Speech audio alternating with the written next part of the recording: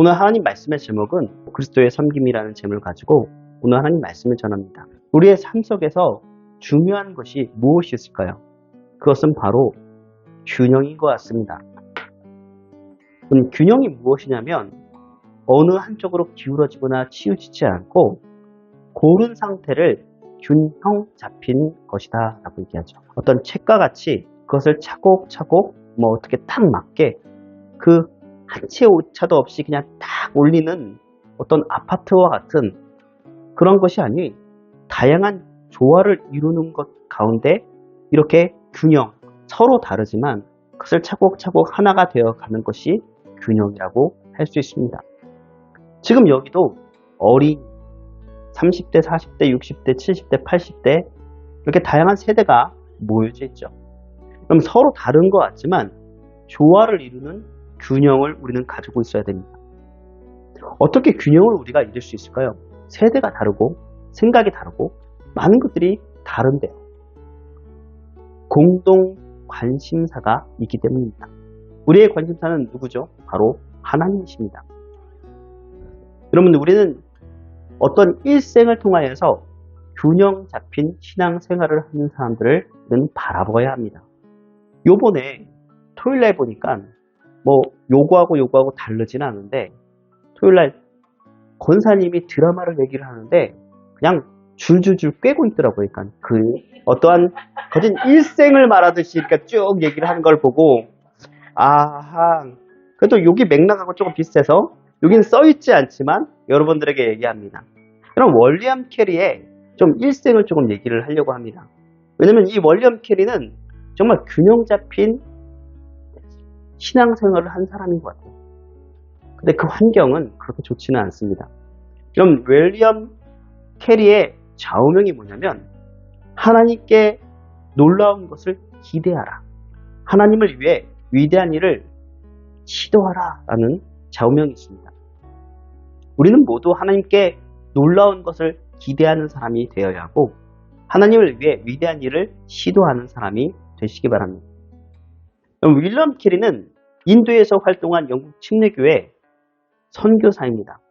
개신교의 현대 선교의 아버지라고도 불리우죠. 윌리엄 캐리는 1761년 노스햄프턴셔 작은 마을 폴러스프리에서 태어났습니다. 가난한 직공의 5번째 아들로 태어났는데요. 그의 아버지에게 약간의 교육을 받고 대부분 스스로 학습하였고 정식 학교는 다니지도 못하였습니다. 10대의 나이에 구두 수성공이 되었죠. 17세 무렵이었습니다.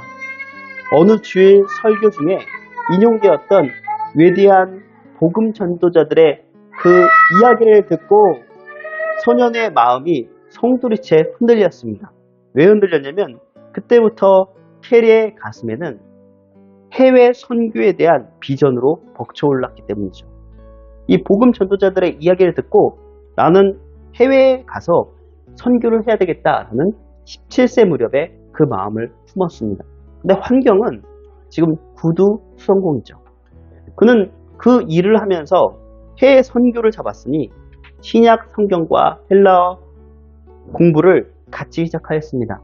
그리고 자신이 호기심이 많았던 다른 세계에 대한 그러한 호기심을 계속 자기가 자극을 받았다고 얘기하죠. 그럼 그러던 중에 쿡 선장의 마지막 항해라는 탐험 보고서를 읽게 되었고 그곳에 실린 다른 지도들을 보면서 이 땅에 복음이 전해지지 않는 어두운 곳들이 복음이 없는 곳이 많이 있구나 라고 생각을 해서 예수님의 밝은 빛을 전해주고 싶은 강렬한 열망을 가지고 있었습니다. 그리고 켈리는 20세가 되었습니다. 그래서 20세에 도로시라는 여인과 결혼하여서 가정을 꾸렸죠. 여전히 가난했고 종종 굶주리고 빚지기도 하였습니다. 그래서 캐리는 가족들을 부양하기 위해 구두 수성공을 일하는 것 외에 학교에 가서 어린이들을 가르치기 시작하였습니다. 세계 지리를 말이죠. 그런데 세계 지리를 보면서 비기독교 국가들의 통계를 제시하면서 자신이 간혹 울기도 하였다, 눈물을 흘리기도 하였다고 얘기합니다. 더욱더 그 마음이 커진 거죠. 세계 선교, 해외 선교에 대한 그런 마음이 더 커졌습니다. 또 24살 때는 캐리는 드디어 고향에 가까운 몰튼 지방의 작은 침례교회에서 전임 목회를 시작하였습니다. 6명의 가족과 함께 작은 오두막에 살던 그는 여전히 생활이 어려웠죠. 목회 사례로는 가정을 꾸려나가기가 쉽지 않습니다. 그래서 매일 작은 골방에 앉아서 구두 수선을 하기 위해 가죽을 자르고 꿰매야 했습니다. 왜냐면 그 당시 영국에는 요한 웨슬리와 조지 휘필드가 이끄는 영적 대각성운동, 부흥운동이 전역의 영국에 휩쓸고 있을 때였습니다. 그러나 아무도 세계 선교에 대한 관심은 가지지 않았죠. 왜냐면 그 국내 선교에 대해서 가지는 것은 있었지만 캐리는 거기보다는 해외에 관심을 더 가졌다는 것입니다. 드디어 1793년 캐리가 32세가 됐던 때 인도를 향한 그 상한 마음이 지금 마음을 가지고 인도 선교사로 결단하기 시작하였습니다. 그러자 그 길이 쉽지만은 않으니까 가로막는 장애물들이 나타났습니다. 첫 번째, 그의 아버지였습니다. 캐리의 말을 듣고 아버지는 이렇게 딱 한마디만 했다고 합니다. 미친놈이라고. 둘째는 그 아이의 아내였습니다. 그 아내는 문맹입니다. 문맹. 평범한 주부였고 평범하게 살기를 원하였습니다. 당시 넷째를 임신했기 때문에 여보, 인도는 절대로 안 됩니다. 왜냐면 제발 우리 아기들도 좀 생각해 주세요 라고 했지만 충실한 목회자의 아내였기 때문에 결국 남편을 따라 인도를 향하게 되었죠. 셋째는 교회였습니다. 교회 성도들이었습니다. 성도들이 캐리와 같은 훌륭한 목사를 놓쳐서는 안 된다는 그 생각으로 교회의 장래를 위하여서 절대 목사님을 보내지 않겠다고 나섰죠. 그러나 인도 선교의 길이 하나님의 뜻임을 알고 깨닫고 간절히 기도로 기원하는 성도들이 되었다고 합니다. 이렇게 우여곡절 끝에 캐리는 사랑하는 가족 모두와 처제 토마스라는 선교 동역자와 함께 인도를 향하는 배에 올랐습니다. 여러분, 이렇게 됐으면 탄탄대로로 하나님께서 열어주셔야 되는데 어떤 의미에서는 사도 바울과 같이 험난한 길을 시작하는 그 길에 윌리엄 캐리는 서 있다라고 할 수 있죠. 윌리엄 캐리는 마치 사도 바울처럼 마음이 벅찼습니다. 그래서 인도를 향했지만 아프리카 희망봉을 돌아 격렬한 폭풍우를 또 뚫고 5개월 만에 인도의 땅에 도착을 했는데 캐리의 눈에 비친 이 인도는 가난에 찌들고 카스트 제도에 인해 자멸해 가고 절망에 빠질 수밖에 없는 죽음의 나라였다고 합니다. 그때 당시 사티라는 제도가 있었는데 남편이 죽으면 그 부인과 함께 불태워지는 그런 풍습이 있었고 겐지스 강에선 겐지스 강에 여인이여 영광받으소서라고 하면서 어린아이를 악어가 득실되는 강에 던지는 그런 미신들이 가득한 나라였습니다. 그럼 캐리는 저들에 대한 동정심을 느끼면서 선교 사역에 뛰어들었죠. 하지만 6개월이 지나도록 전도된 사람은 단 한 명도 없었습니다. 재정이 바닥나고 가족들은 모두 환경이 안 좋잖아요. 이질에 걸리고 영양실조에 걸렸을 때 캐리는 절망에 빠질 수밖에 없었습니다. 그럼 인도에 도착한 지 1년 만에 5살 난 아들이 이질로 죽게 되었습니다. 그럼 캐리의 아내는 마음의 상처를 견디지 못하고 이미 불안정했던 그녀의 정신 상태가 더욱 악화되었죠. 후에 한 선교사가 그녀에 대해서 얘기를 하는데 완전히 정신 착란 상태에서 극심한 고생을 하였다고 기록하고 있다고 합니다. 인도에 도착한 후 캐리는 그렇게 7년 동안 죽음과 싸우면서 복음을 전하였습니다. 1800년대 1800년 19세기가 시작되었을 때 동인도 회사가 그를 추앙시켰습니다. 선교 기지를 덴마크 영내인 세란포르로 옮기게 되었습니다. 그런데 그곳에서 캐리가 7년 동안 복음을 전했다가 그것을 숲으로 돌아가는 그런 느낌이었는데 인도에 흘린 모든 눈물과 땀의 결실이 거기에서 나타났다고 합니다. 캐리는 선교를 위해서 현지 언어로 성경을 번역하는 작업에 힘을 기울였는데 그는 인도인 교사의 도움을 받아서요. 인도의 주요 언어로 신구약 성경을 완역했다고 하죠. 그러니까 인도어로 된 성경이 하나가 생긴 겁니다. 한 번은 캐리가 성경을 다 번역한 후에 출판하기 위해 영국의 인쇄기를 도입하고 또 하고 있는 기술자들을 불러서 조판을 완성했습니다. 그런데 출판 직전에 캐리가 지방 순회 전도를 나간 사이에 불이 나서 인쇄기와 원고와 이런 것들이 몽땅 불타버렸습니다. 또 두 권의 문법책, 다국어 사전 등 수년간 노고를 자기가 해왔던 것을 한순간에 잿더미가 돼버리고 말았죠. 그럼 망연자실하지 않을 수 없는 상황이었습니다. 그러나 캐리는 낭망하지 않고 그 잿더미에서 무릎을 꿇고 감사 기도를 드렸다고 합니다. 어떻게 기도했냐면 다시 시작할 수 있는 믿음과 인내와 용기를 구했습니다. 그 일 후에 그가 보낸 편지를 보면 이렇게 얘기했습니다. 잃어버린 것들이 굉장히 많습니다. 그러나 똑같은 길을 두 번 가는 것이 비록 고통스럽기는 하겠지만 처음보다 훨씬 더 충실한 결과를 낳아 더 유익이 될 것으로 확신하고 있습니다. 우리는 벌써 다시 시작했습니다. 라고 기록되어 있다고 합니다. 그럼 캐리는 믿음으로 낭망하지 않고 도전하여서 결국 수많은 인도 방언, 중국어, 미얀마어, 말레이시아 등 44개의 언어로 성경을 출판했습니다. 더 커진 거죠. 그러니까. 여러분 실패와 성공은 그 문제를 바라보는 태도에 달려져 있다고 할 수 있습니다. 믿는 자는 그 믿는 자가 어떠한 마음을 가지고 있느냐. 그것의 위대함은 결코 실패하지 않는 것에 있는 것이 아니라 실패할 때마다 다시 일어서는 데 있다는 거죠.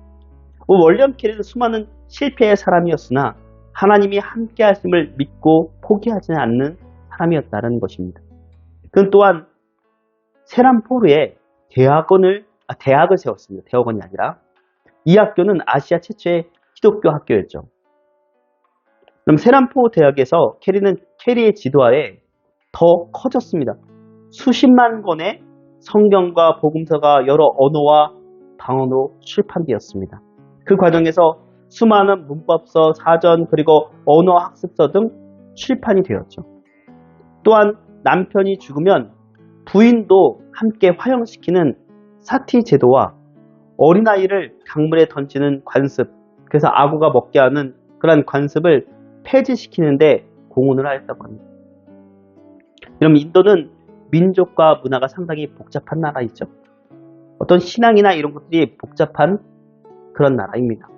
그럼 세계의 그 어느 지역도 이만큼 다양하고 미전도 종족이 집중된 곳은 없다라고 합니다.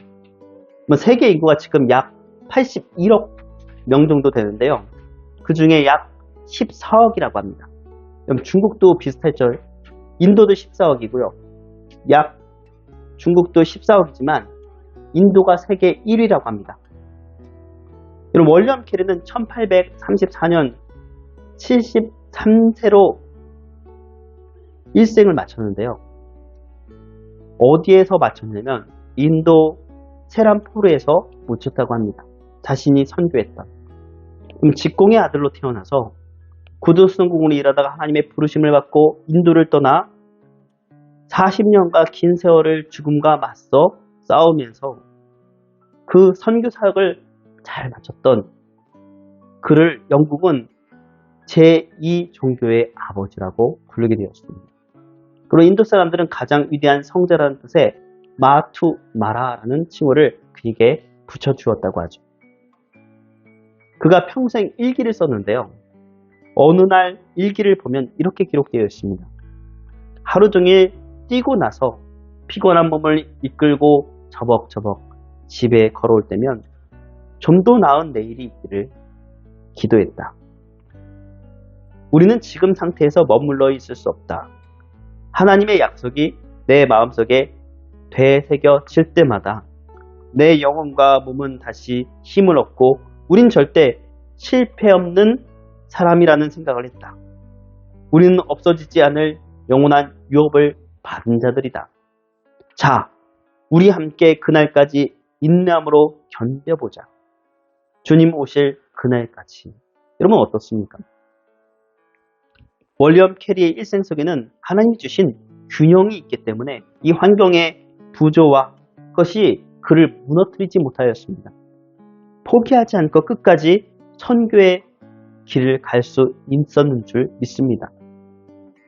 그럼 바울은 그리스도에 대해서 이렇게 고백하였죠. 그는 근본 하나님의 본체시나 하나님과 동등됨을 취할 것으로 여기지 아니하시고 오히려 자기를 비워 종의 형체를 가지사 사람들과 같이 되셨고 사람의 모양으로 나타나사 자기를 낮추시고 죽기까지 복종하셨으니 곧 십자가에 죽으심이라. 빌립보서 2장 6절에서 8절 말씀입니다. 여기에서 자기를 비워 신학적인 용어로 예수님의 자기 비하라고 합니다. 예수님께서 스스로 낮아지심으로 하나님께 영광을 드러내는 삶을 감당했다는 것이죠. 그러면 이것을 예수님의 그 감당할 수 있는 그런 순종의 삶, 섬김의 삶을 알았던 월리엄 캐리도 마찬가지고 우리도 그것을 따라가는 자가 될 줄 믿습니다. 노벨 평화상을 수상한 어떤 목사님은 마지막 설교를 이런 날을 남겼다고 하죠. 만일 여러분이 나의 마지막 날에 나와 함께 있게 된다면 거창한 장례식을 삼가해 주십시오. 긴 찬사도 삼가 주십시오. 내가 노벨상을 탔다는 말 따위도 하지 마십시오. 그건 중요하지 않습니다. 다만 내가 바라는 것은 마틴 루터 킹은 남에게 봉사하는 일에 힘썼다고 말해 주십시오. 생명을 주려고 굶주린 자에게 먹을 것을 주려고 헐벗은 자에게 입을 것을 주려고 감옥에 갇힌 자들에게 그것을 돌보아 주려고 인류에게 봉사하려고 힘썼다고 말해 주십시오. 그것만으로 좋습니다. 기쁩니다. 그 이상 아무것도 바라는 것이 없습니다. 라고 말하였다고 합니다. 여러분이 믿음 안에 나눔과 섬김에 살고 있습니까? 예수님의 삶을 닮아가는 그 삶을 닮아가는 여러분들이 마틴 루터 킹이라든지 월리엄 케이라든지 그 사람들의 그 예수님을 본받는 그 방향을 균형을 맞추는 여러분들이 되시기 바랍니다. 여러분 요한복음 13장 14절 말씀에는요. 예수님은 제자들의 발을 씻겨주십니다. 예수님이 식사 시간에 일어나서 수건을 집어 몸에 두르시고 대야에 부으신 다음에 제자를 발을 씻겨주시고 수건을 닦아주시죠. 그럼 고대 사회에서 종이 주인의 발을 씻겨야 합니다. 그럼 예수님은 종의 역할을 하신 거죠. 스스로 종의 역할이 되어서 제자들의 발을 씻겨주시고 새 계명을 말씀해 주시죠. 서로 사랑하고 예수님이 제자들이 사랑한 것처럼 예수님이 우리를 사랑한 것처럼 서로 사랑하고 섬겨야 한다. 주님께서 섬김이 무엇인지 스스로 본을 보여 가르쳐 주셨으니 제가 겸손한 마음을 더하게 하시고 제가 오늘 눈을 열어 사랑과 돌봄과 필요한 이들에게 그것을 보게 하시고 섬기게 하여 주시옵소서라고 기도하는 여러분들이 되셨으면 좋겠습니다. 예수님이 여러분을 섬기려고 이 땅에 오셨고 여러분에게 생명으로 섬기려고 십자가에 죽으셨습니다. 그 십자가의 사랑을 기억하며 구원과의 감사, 생명의 감사, 하나님을 위해 이웃을 위해 삶을 잘 감당하는 삶, 예수님을 닮는 삶을 살아가는 균형 잡힌 그 삶을 감당하는 여러분들이 되시기 바랍니다. 그것이 예수님 때문에 섬기는 삶을 사는 사람들입니다. 대부분 종교들은 사람들이 먼저 신을 위해 무언가를 바치고 섬깁니다. 좀 이렇게 기독교를 오해하는 사람들이 있다라고 합니다. 신앙생활은 내가 하나님을 위해 무엇을 해야 한다라고 생각하죠. 이런 생각은 신앙생활을 하는 것이 부담되어지고 고행하고도 연결되어집니다. 그럼 그렇다고 이것이 틀린 것은 아니죠. 반은 맞고 반은 틀립니다. 균형 있는 신앙의 전제가 하나님이 먼저라는 것을 우리는 알아야 합니다. 하나님이 먼저 우리를 위해 섬겨주셨고 그 섬김을 받은 우리가 섬겨야 된다는 거죠. 우리가 잘 아는 요절인 요한복음 3장 16절 말씀에 하나님이 세상을 이처럼 사랑하사 독생자를 주셨으니 이는 저를 믿는 자마다 멸망하지 않고 영생을 얻게 하려 하심이라.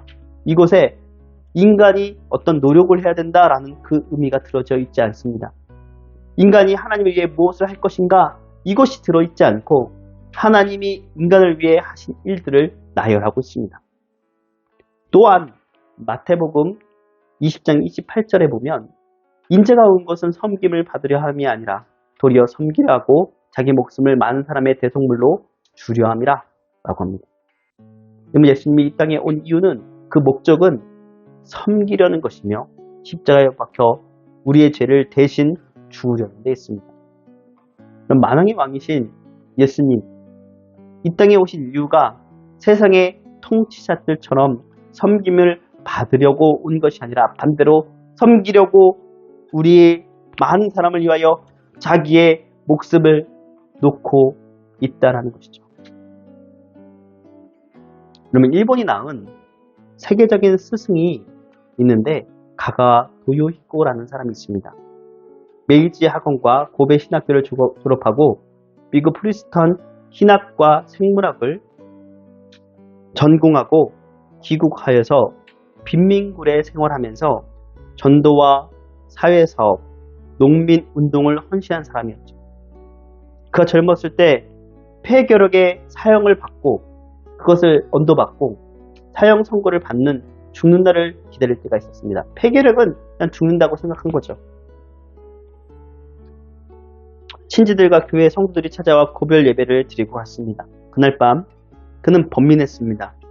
이왕 죽는 것이 마찬가지인데 죽는 시간을 기다리는 것보다 남자답게 목숨을 끊는 것이 좋다라고 생각이 들었기 때문입니다.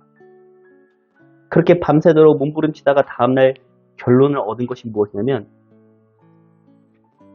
가재도구를 정리하고 몇 가지 살림만 놓고 수레에 싣고 빈민굴로 찾아갔습니다.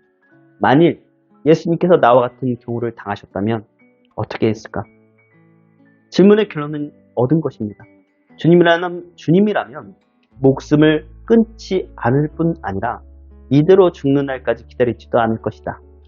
목숨이 붙어있는 날까지 섬김을 받으러 오신 분이 아니라 섬기고 받들려 주신 그 분이기 때문에 나도 그렇게 하겠다라고 생각을 하여서 빈민굴을 찾아서 그 어려운 일들을 돌보기 시작하였습니다. 그 삶이 가장 보래 믿는 생리라고 생각했습니다. 예수님을 위해 우리를 위해서 죽으신 것처럼 우리도 다른 사람을 위하여서 섬김을 잊지 말아야 합니다. 말씀 맺겠습니다. 우리는 힘들 때 예수님을 찾아야 됩니다. 그것이 균형 잡힌 사람들이죠. 예수님을 섬김을 본 자는 그 섬김을 이웃과 나눌 수 있는 힘이 있습니다. 월리엄 캐리처럼 마틴 루터 킹처럼 가가와 도요히코처럼 말입니다. 섬김이 가능한 이유는 예수님이 친히 섬김의 봄을 보여주셨기 때문입니다. 여러분 우리가 죄악이 많은 인간인지라 그 섬김을 보지 않고서는 우리가 스스로 무엇을 섬기고 한다는 것은 우리는 이기적이며 죄가 많은 사람의 그 본을 따라할 수 없습니다. 그러기에 예수님이 주신 그 본을 가지고 우리가 다른 사람을 섬기며 나누며 나아갈 수 있다는 거죠. 오늘 이 말씀을 기억하면서 섬김의 삶을 살아가는 오산세교 급익교회 성도들이 다 되시기 바랍니다.